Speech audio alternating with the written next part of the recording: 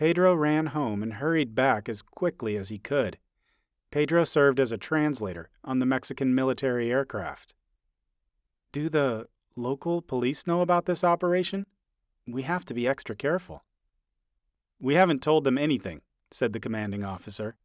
During special operations, we don't tell anyone outside of our unit. General Guerrero won't let us say anything, so keep your mouth shut. We have some intelligence units on the ground that verified the DEA informant's statements. What about the corrupt cops? The Attorney General's office is building a case. The commander of the police force has been involved in drug trafficking. It's even rumored that he receives $10,000 per month to let the cartels move drugs through. But he has a major problem. He's going to prison? We hope so. There is a short-term problem for him.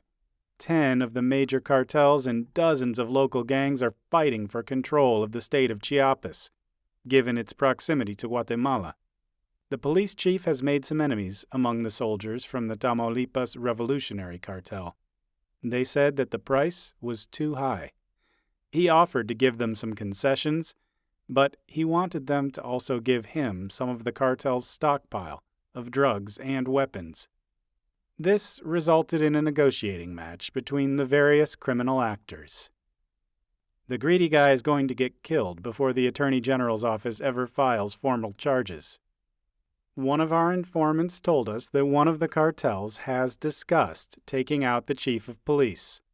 The Next Generation cartel killed 4 cops in one day and left a threatening narco message on their dead bodies. The police chief understood the message and has tried to call a truce. What a mess, Pedro responded.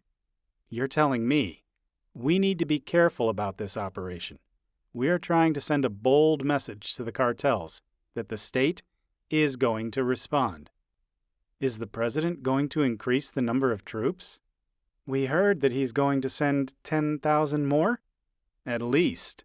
He is sending the Mexican military and 3,000 federal police officers.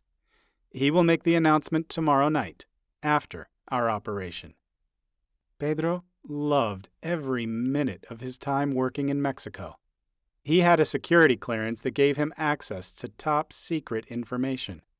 The Mexican counterparts often complained that they gave the DEA all the information, but the DEA did not always share information with the Mexican military or intelligence community. Pedro would learn that history, distrust, and institutional differences often create stumbling blocks and hinder cooperation between the two countries. Johnny did not always care about following the rules. He shared information with people when he felt it could be of use and help achieve the objectives. He hated the bureaucracy and interagency fighting, and argued that it just got in the way of the DEA's mission. This is what you signed up for, Pedro, taking the bad guys and drugs off the streets. We want to protect Americans back home, explained Johnny.